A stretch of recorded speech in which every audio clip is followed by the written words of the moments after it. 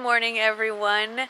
We are starting another vlog all about San Antonio, and today's itinerary includes two of my favorite spots and a brand new lunch spot. So we are starting our little half-day trip at the San Antonio Botanical Garden. I'm just inside the entrance here.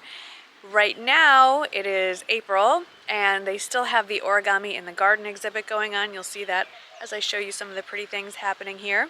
And then we're going to have lunch at the new restaurant here at the garden called Jardin. Jardin in the garden, get it? And then after lunch, we're going to head over to the San Antonio Museum of Art, check out the permanent installations and their most current exhibition. So if you're looking for some fun things to do in San Antonio, whether you are a native-born San Antonian, a longtime resident, new to our city, or just visiting on vacation, I've got a couple of ideas for you. So right that way is the new entrance. It's a nice little promenade with a lot of native plants here. And then we're gonna head up the path this way and I'll show you some of my favorite parts and maybe make some new discoveries here at the Botanical Gardens. We are walking into one of the more famous structures. This is the Conservatory.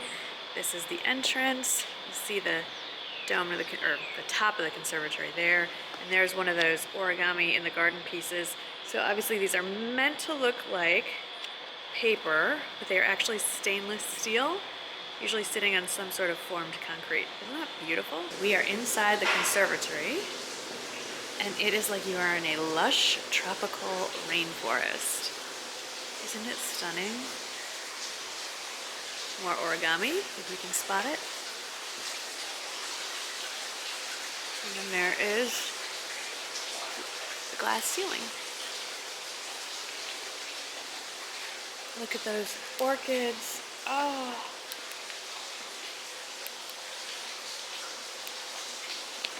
So one of the neat things about this conservatory is there are different rooms in each section and they are different ecosystems or different kinds of plants. So we were just in the very lush tropical garden and now we're in the desert scape. I'm like up high in this, surrounded by cacti and other desert type plants.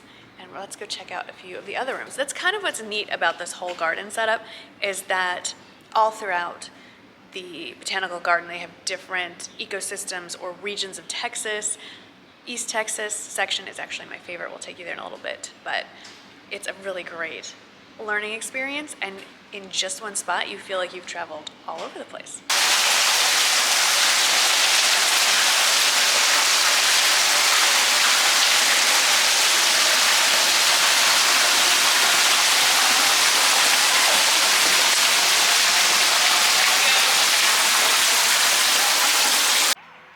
We're gonna go down for a closer look, but look at what's going on over there. Oh my gosh, it's so beautiful here.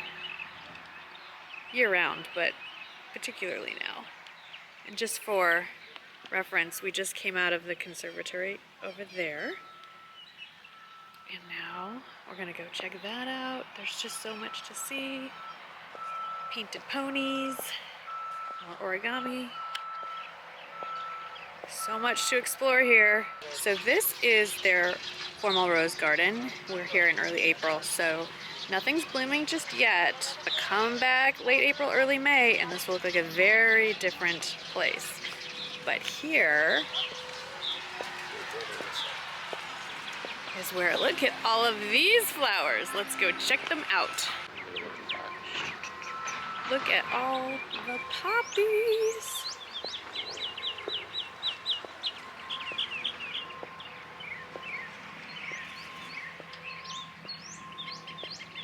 Beautiful.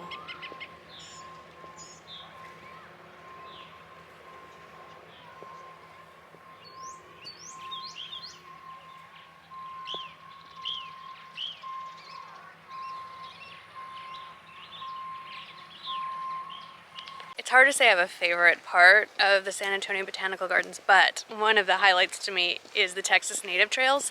They have three sections. They have the South Texas Plains, they have the East Texas Piney Woods, and then they have the Hill Country. So right now we are on the path to South Texas Plains. Let's go take a look. Here is an example of a typical adobe building that you would find here in San Antonio in the late 1800s. And then as I spin, you'll see some of the plants that are native. San Antonio is an interesting location because it's sort of two ecosystems, if not more. But this is basically what it looks like all around San Antonio. You see the yucca plants all over the place. A lot of prickly pear and that sort of thing. Yes, I cheated. I didn't just know it. I read the thing. Let's continue on to the hill country, which is more my side of town. I live on the far north side of San Antonio, and while this does look pretty much like any natural area near my home, we do see more of the hill country influence as well. Here's a little hidden gem. They have a bird watching station set up. I think this is one-way glass or heavily tinted so they can't see you. They have different watering holes and feeding stations, and then there's a pamphlet or brochure on all the kinds of birds that you're going to see here. And here's where you can just sit in the shade with fans, which we don't need just yet, but we will soon. Right now I just see, oh, there's some birds. I'm going to go see what I'm looking at. And now, through the magic of walking 20 feet, we are now in East Texas in the Piney Woods. Fun fact, Texas only has one natural lake, and it is in East Texas. It is called Caddo Lake. All the other lakes that you see throughout Texas, and we do have a lot, are either dammed up parts of rivers, or they are just reservoirs, or as we like to call them here, tanks.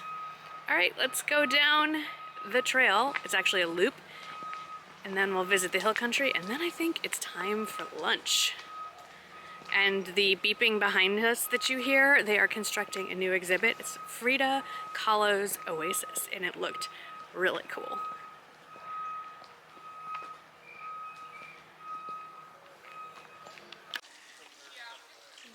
Wow, so here we are in the hill country, also known as the Edwards Plateau.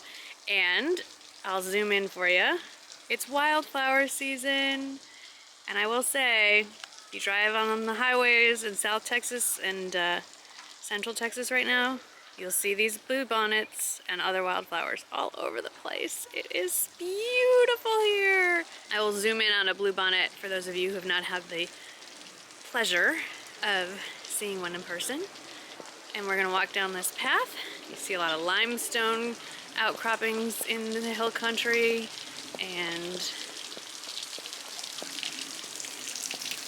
fields and fields of flowers.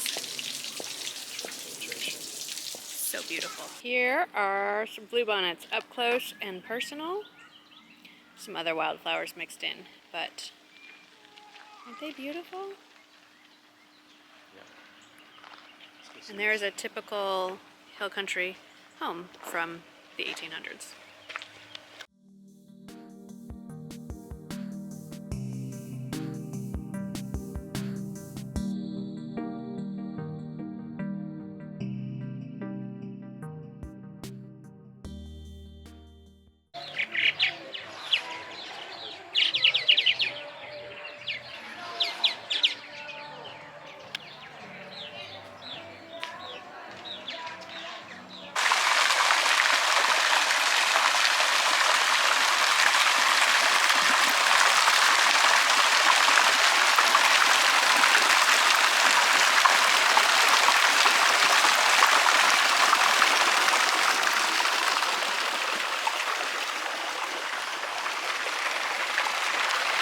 Last stop before we head over to the San Antonio Museum of Art, the gift shop. One of my favorite gift shops in town. I love museum gift shops anyway, but I particularly like this one. Let's hop in, see if we can pick anything up before we hit the road.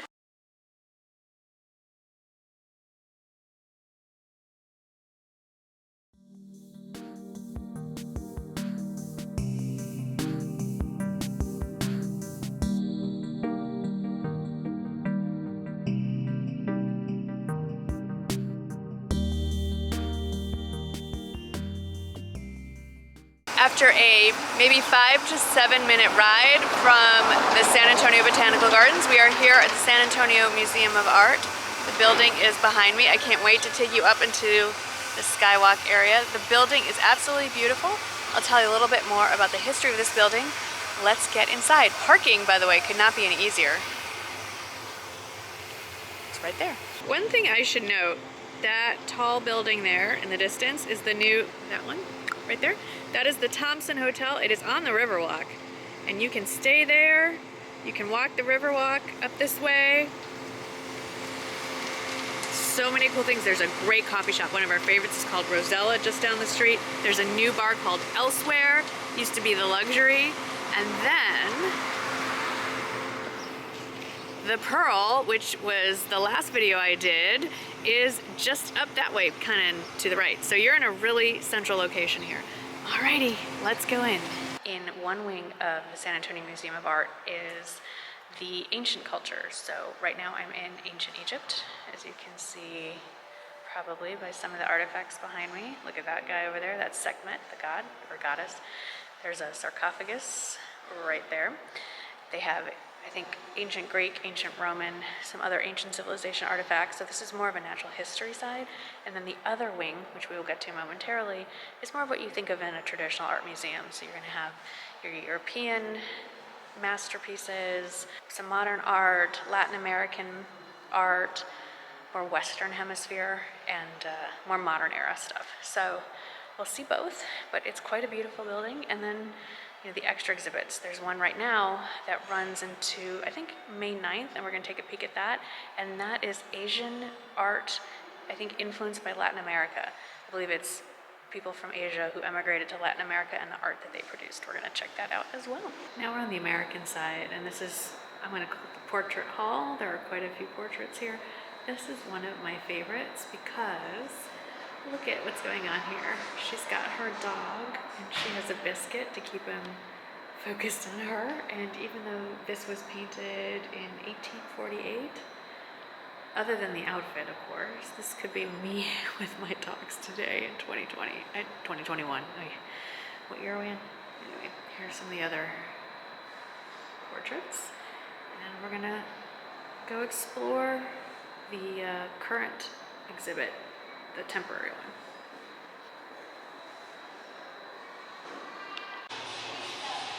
This is part of the exhibit I was telling you about. So this exhibit shows the art of people of Asian descent who emigrated to Central and South America and the Caribbean as early as the mid-1500s, really. Some of this is very modern, and it's really cool. I mean, this is from Guyana. This fabric art. This is from Panama. So definitely modern art, and it's 2016. Interesting.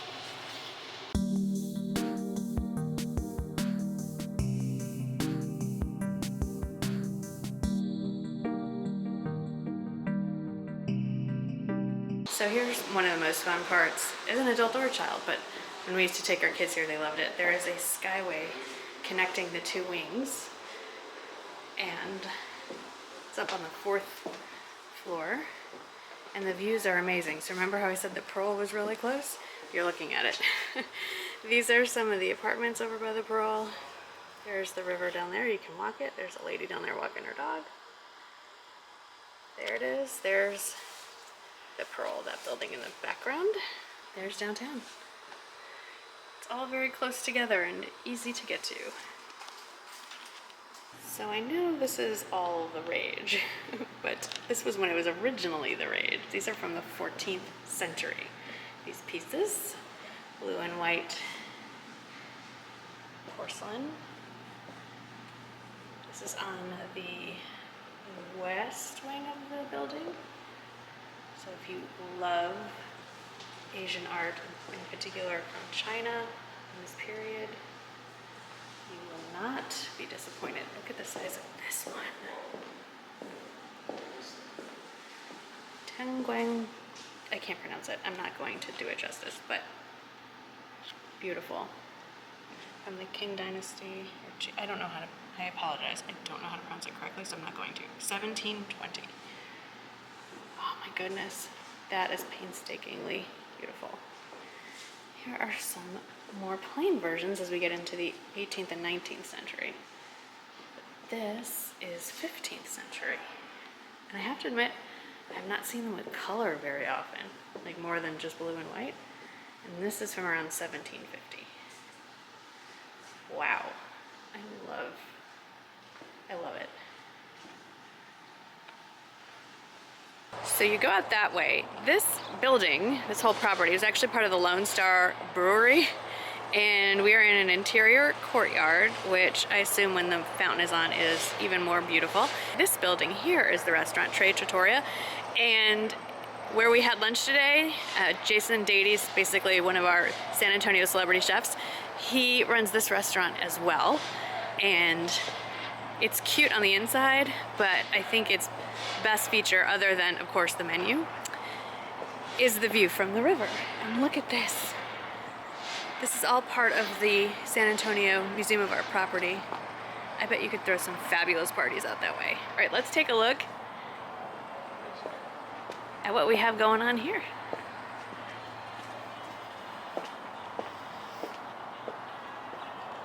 Here's the view from the patio of the restaurant. That is a San Antonio river. A great spot to sit and while away the day. Well, there you have it. A fun late morning into the afternoon visit to two really fantastic spots in San Antonio, the Botanic Gardens and the Museum of Art.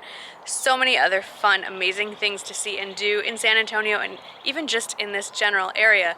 So as always, I will list in the description box all the information if you want to learn more about where I've been and some other local fun things that I recommend either going to, eating at, staying at, down in the description box. So please be sure to check all that out. I hope you had fun hanging out with us today and this beautiful spring day in San Antonio. Don't forget to subscribe to see more, and I'll see you in the next video. Thanks for watching, guys. Bye.